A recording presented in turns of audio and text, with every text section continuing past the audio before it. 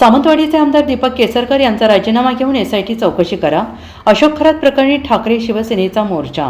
भोंदूबाबा अशोक खरात प्रकरणी सावंतवाडीचे आमदार दीपक केसरकर यांचा आमदारकीचा राजीनामा घेऊन त्यांची एसआयटी चौकशी करा या मागणीसाठी आज सावंतवाडी तालुका ठाकरे सेनेतर्फे आंदोलन छेडण्यात आलं आहे।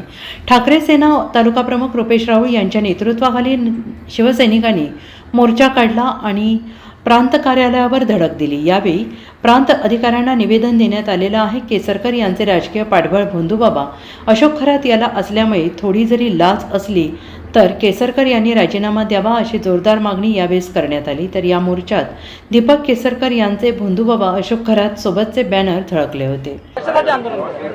या ठिकाणी आपण आज खऱ्या अर्थानं महाराष्ट्रामध्ये अशोक खरात या भोंदूबाबाच्या माध्यमातून जो काही हौदोस किंवा एक प्रकरण उघडीस आलंय त्यामध्ये खऱ्या अर्थानं एक महिलांवर मोठा अत्याचार झालेला आहे आणि या सगळ्या खरातचे खऱ्या अर्थानं सूत्रधार किंवा खऱ्या अर्थानं राजकीय पाठबळ देणारे केसरकर हा खऱ्या अर्थानं सावंतवाडी मतदारसंघाचे आमदार आहेत आणि खऱ्या अर्थानं दुर्दैवाची गोष्ट आहे की सावंतवाडीतल्या मतदारांनी खऱ्या अर्थानं दीपक केसरकरांना इथला विकास कामं करण्यासाठी इथल्या जनतेचे प्रश्न सोडवण्यासाठी निवडून दिलं होतं, परंतु हे केसरकर आज भोंदूबाबांच्या नादी लागून खऱ्या अर्थानं विकासाकडे दुर्लक्ष करून राहिलेत। आजपर्यंत ही भोंदूगिरी करून आज खऱ्या अर्थानं स्वतःचा स्वार्थ साधत मोठे उद्योग व्यवसाय निर्माण केलेले दिसत आहेत।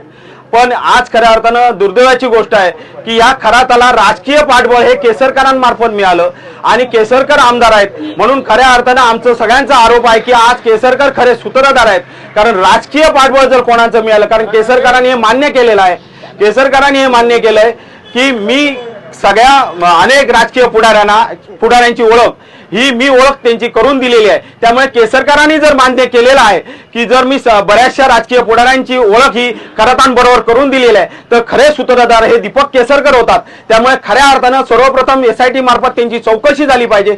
दीपक केसरकरांनी जरा लाज शरम असेल तर राजीनामा तात्काळ दिला पाहिजे, कारण खऱ्या अर्थानं आज या सिंधुदुर्गाचा असलेला नावलौकिक आणि सावंतवाडीचं खास करून सावंतवाडीतली जनता ही शून्य मतदार शून्य जनता म्हणून ओळखली जातला। इथला हा पर्यटन जिल्हा म्हणून पर्यटनातून सावंतवाडी शहर म्हणून ओळखलं जातं।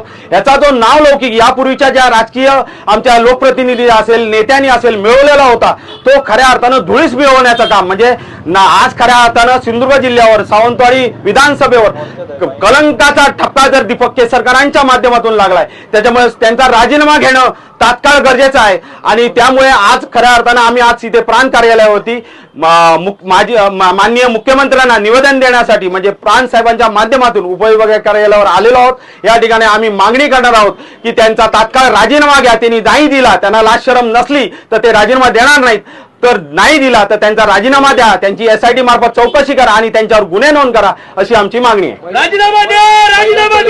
Bureau report SBN Marathi Sindhudurg.